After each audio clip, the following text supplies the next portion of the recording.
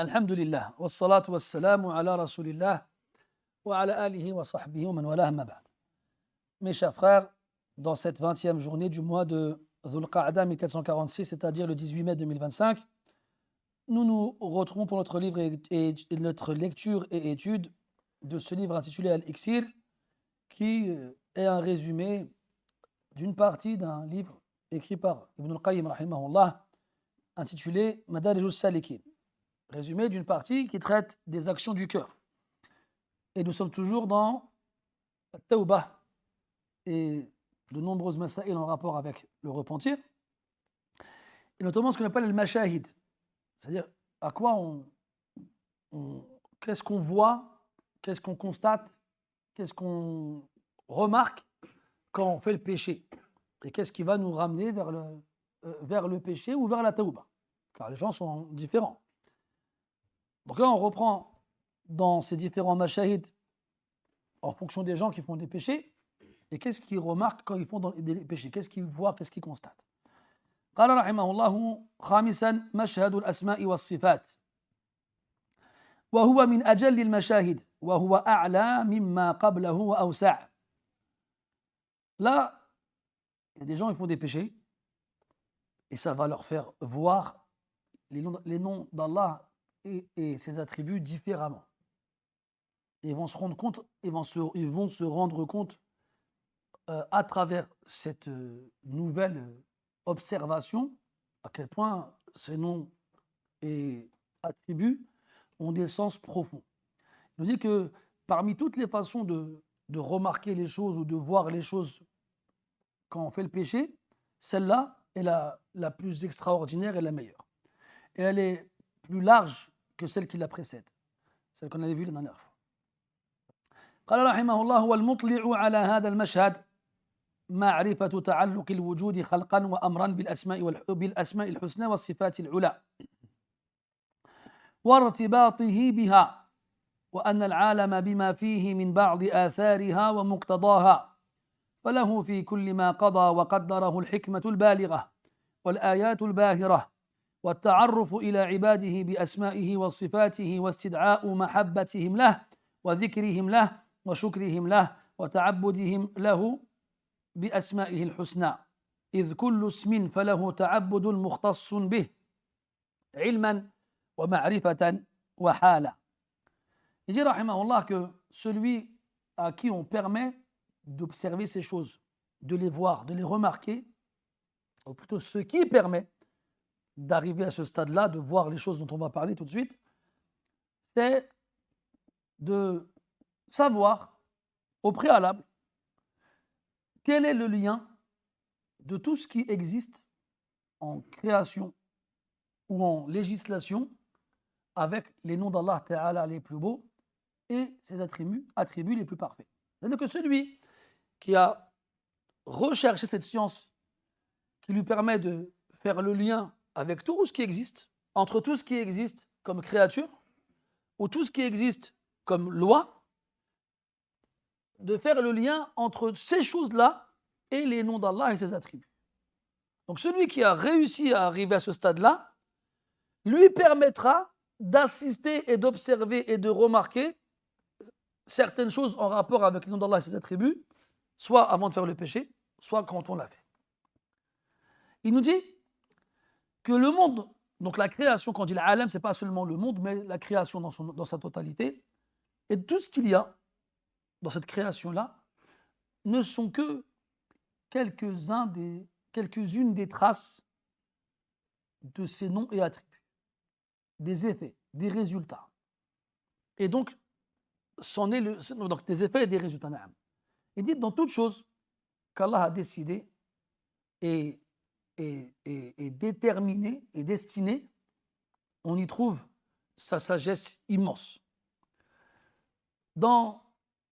Comme on y trouve des signes grandioses.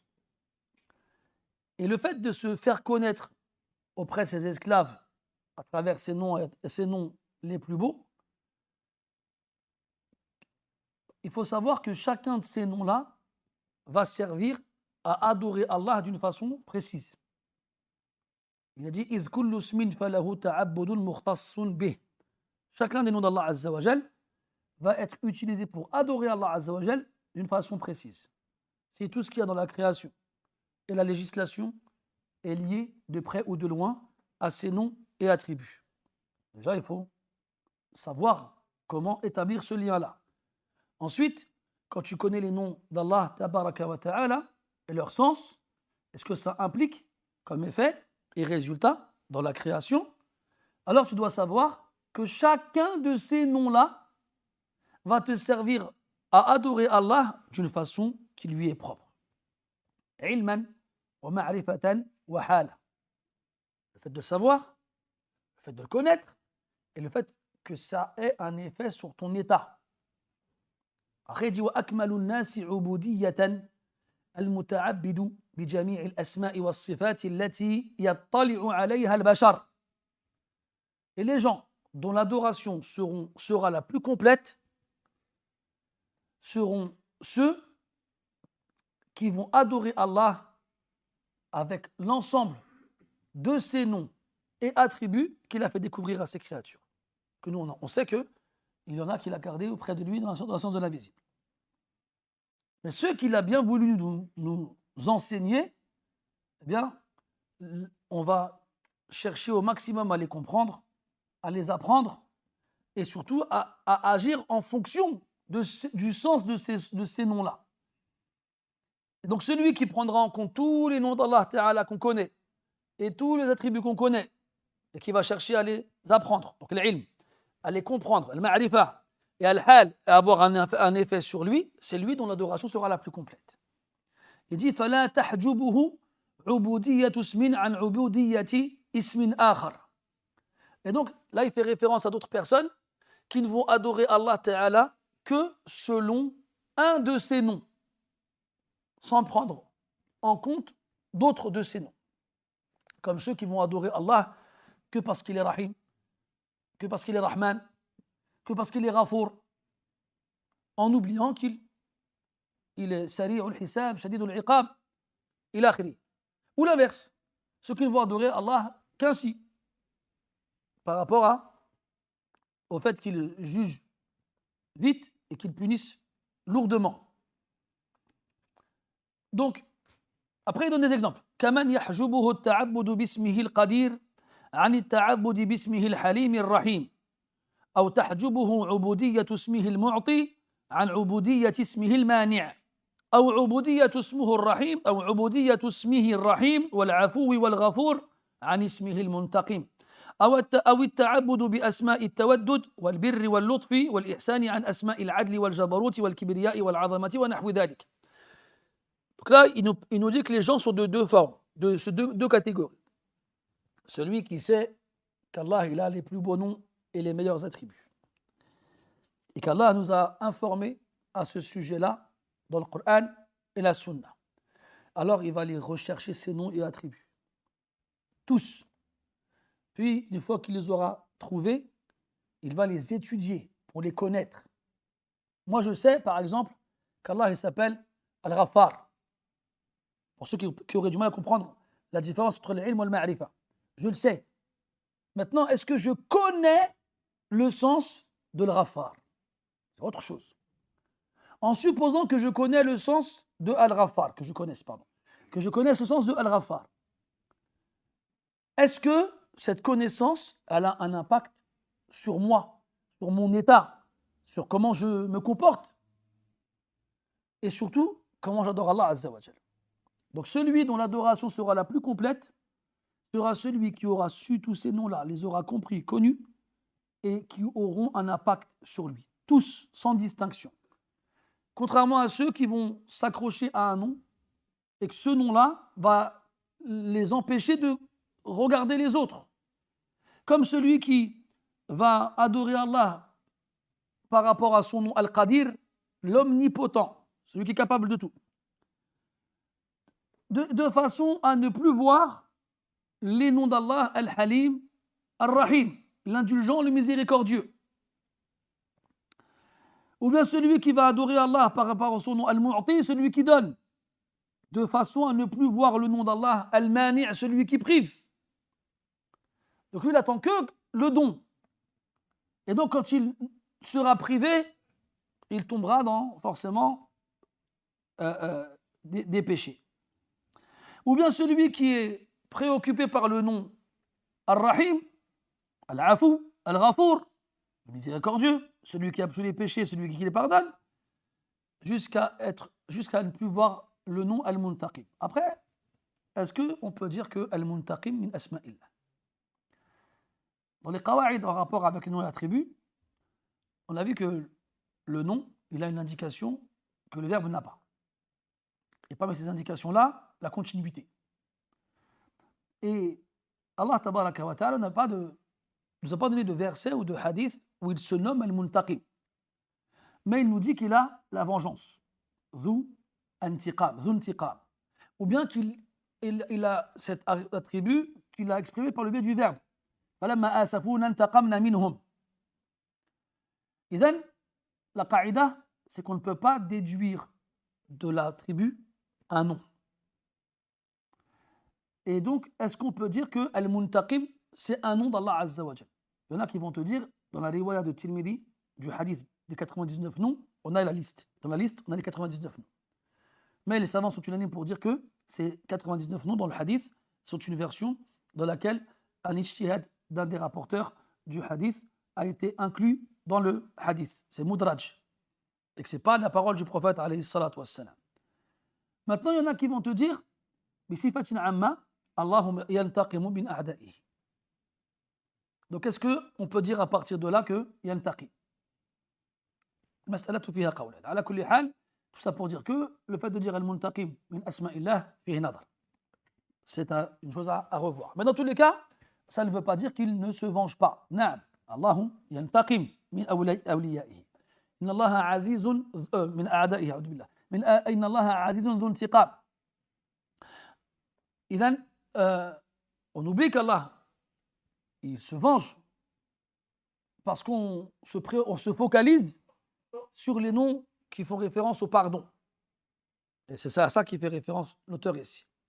Ou bien, il a dit awit ta'abud, le fait de prendre en compte les noms qui contiennent l'amour, at-tawaddud, comme al-wadud, al-bir, les noms qui font référence à la bienfaisance, inna Allaha huwa al-barrur rahim, al-lutf, la douceur, al-latif, al-ihsan, al-muhsin. Même s'il y a divergence chez les savants sur le nom al-muhsin. Al-maqsoud, ils vont se focaliser sur ce genre de noms-là et oublier les noms qui font référence à la justice, à la puissance, à la grandeur et à l'immensité. Donc en gros, si ceux dont l'adoration est la plus complète sont ceux qui prennent en compte tous les noms d'Allah et adorent Allah par rapport à tout ce que ces noms-là impliquent comme sens, donc forcément on comprendra à l'inverse que celui qui se focalise sur un nom et jusqu'à ne plus voir les autres, sa ibada est naqis.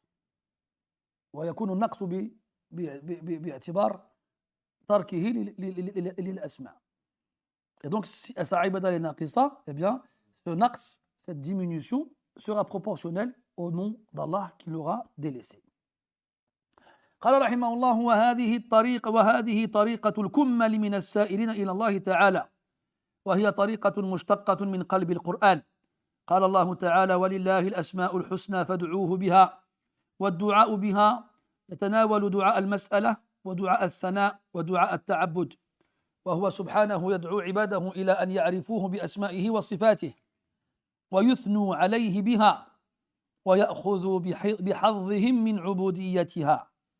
Il nous dit, rahimallah, que cette façon de faire, c'est la façon des plus complets parmi ceux qui se dirigent vers Allah, tabaraka wa ta'ala. Al-kummal, les plus complets.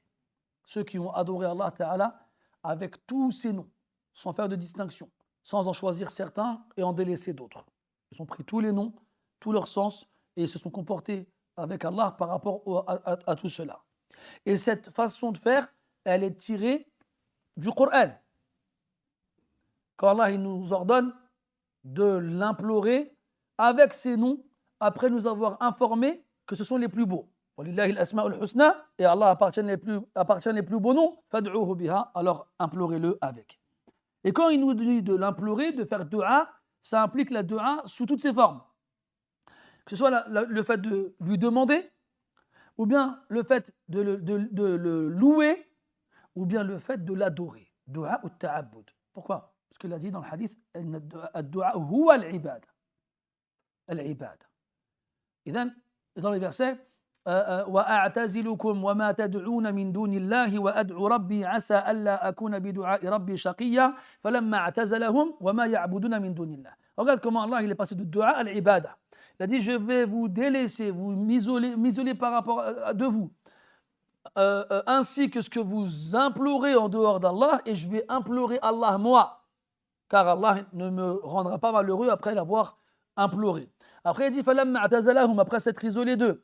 وَمَا يَعْبُدُونَ مِن دُونِ اللَّهِ, est-ce qu'ils adorent en dehors d'Allah? Donc il est passé de dua à l'ibada, parce que le dua c'est l'ibada. Ou encore قوله تعالى وقال ربكم ادعوني أستجب لكم إن الذين يستكبرون عن عبادتي. Donc il a demandé à ce qu'on lui fasse, qu'on l'implore. Après il a dit ceux qui sont orgueilleux par rapport à mon adoration. Donc quand tu adores Allah, tu es en train de l'implorer. Quand tu fais la prière, tu es en train de l'implorer. D'ailleurs, parmi les sens du mot salah, ad-du'a. خذ من أموالهم صدقة تطهرهم وتزكيهم بها وصل عليهم أي ادعو لهم. إذن on a trois formes de dua. Dua al-talab ou al-mas'ala, demander. Ya Allah rzuqni, ya Allah a'tini. Dua al-thana, le fait de louer Allah tabaraka wa ta'ala. Allahumma laka al-hamdu kulluhu wa laka shukru kulluhu ila akhirih. Et dua al-ibada ou al-ta'abbud. Adorer Allah tabaraka wa ta'ala. C'est une forme de dua.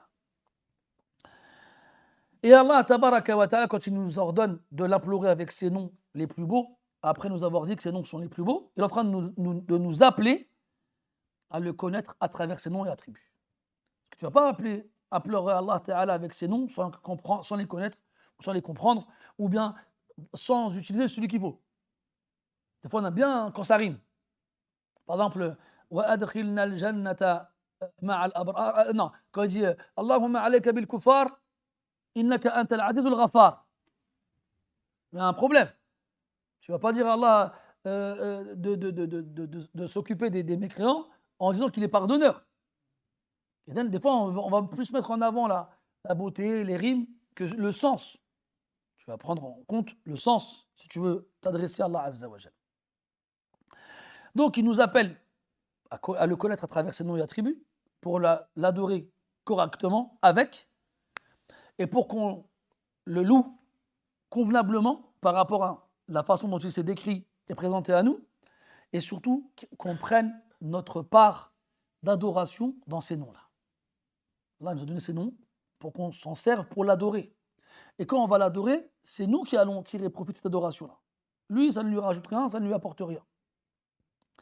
ثم قال وهو سبحانه يحب موجب أسمائه وصفاته فهو عليم يحب كل عليم جواد يحب كل جواد وتر يحب الوتر جميل يحب الجمال عفو يحب العفو وأهله حيي يحب الحياء وأهله بر يحب الأبرار شكور يحب الشاكرين صبور يحب الصابرين حليم يحب أهل الحلم فلمحبته سبحانه للتوبة والمغفرة والعفو والصفح خلق من يغفر له ويتوب عليه ويعفو عنه وقدر عليه ما يقتضي وقوع المكروه والمبغوض له ليترتب عليه المحبوب له المرضي له فتوسطه كتوسط الأسباب المكروهة المفضية إلى المحبوب.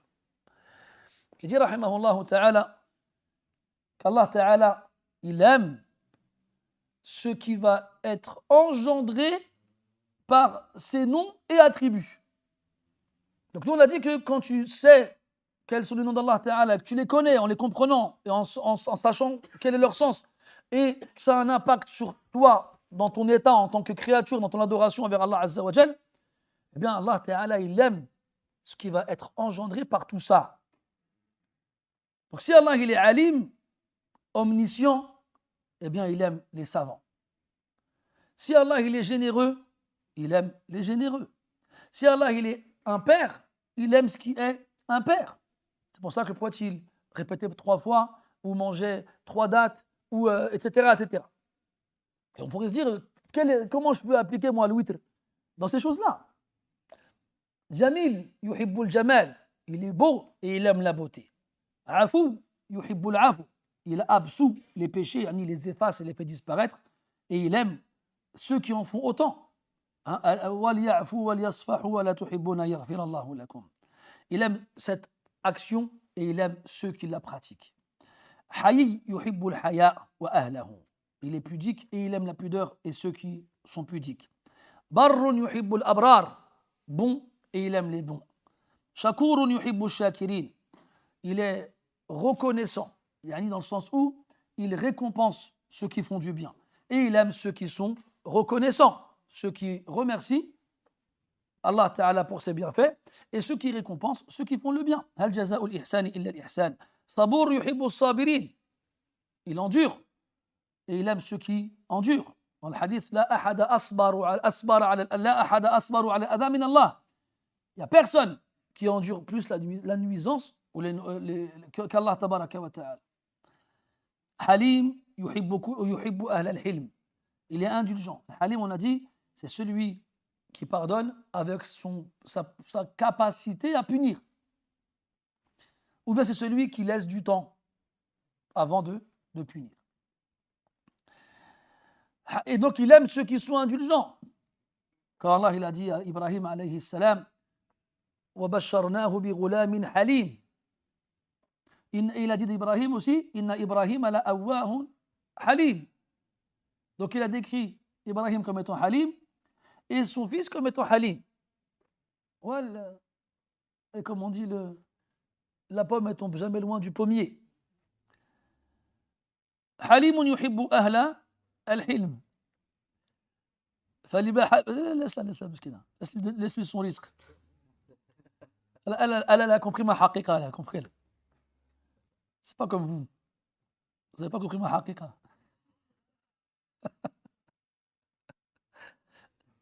طيب. Halim yuhibbu ahl al-hilm. Il est indulgent, il aime les gens, les partisans de l'indulgence. Et donc, fali mahabbatihi. Et là, on revient à la tawba, on est dans le tawba. Là, on a dit que c'est à ça que tu te rends compte, de ça que tu te rends compte et que tu comprends, que tu observes et que tu analyses. Quand tu fais le péché, tu réfléchis. Tu penses au nom d'Allah Ta'ala. Toi, j'ai fait un péché. Et là, tu réfléchis. Tu dis, mais attends, Allah Ta'ala, parmi ses noms, At-Tawwab, Al-Ghafour, Al-Afou, il a créé. Et tu sais qu'Allah Ta'ala, il aime le repentir et ceux qui se repentent. Inna Allah yuhibbu at-tawwabin. Comme il aime le pardon. وَلْيَعْفُوا وَلْيَصْفَحُوا وَلَا تُحِبُّونَ أَنْ يَغْفِرَ اللَّهُ لَكُمْ وَالْعَفْوُ. Dans le hadith, اللهم إنك عفو تحب العفو فاعف عنا والصفح إلى آخره.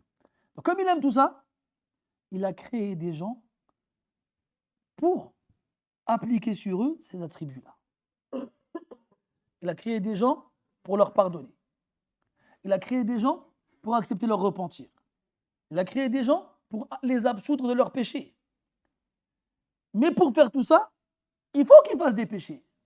Donc il a décidé dans sa science éternelle et écrit dans la destinée de ces créatures les causes qui les pousseront à faire tout ça pour qu'Allah leur pardonne. Donc, Allah il a écrit une chose qu'il n'aime pas et qu'il déteste, afin que découle de cela une chose qu'il aime et qu'il agrée. Allah il n'aime pas le désordre et les péchés, mais il aime le repentir et pardonner. Alors, quand tu fais le péché, tu te rappelles de ça. Tu te rappelles qu'Allah il a fait ça pour te pardonner. Il a écrit que tu allais faire le péché. Souviens-toi l'ihtijaj, ou plutôt la mahadjatu entre Adam et Moussa alayhi salam. Moussa il dit à Adam alayhi salam que tu nous as fait sortir du paradis. Et Adam il lui dit, tu me reproches un péché qu'Allah m'avait écrit 50 000 ans avant de me créer. Rasoul à la fin il dit, Adam il est au-dessus sur Moussa dans le débat. Et après que le péché il ait été accompli, ça ne sert à rien revenir dessus على وجه اللوم, dans un but d'adresser, de se plaindre à celui qui l'a fait. Tout ce qu'il y a à faire après le péché, c'est tawbah. الاعتراف بالذنب والندم عليه والتوبة النصوح.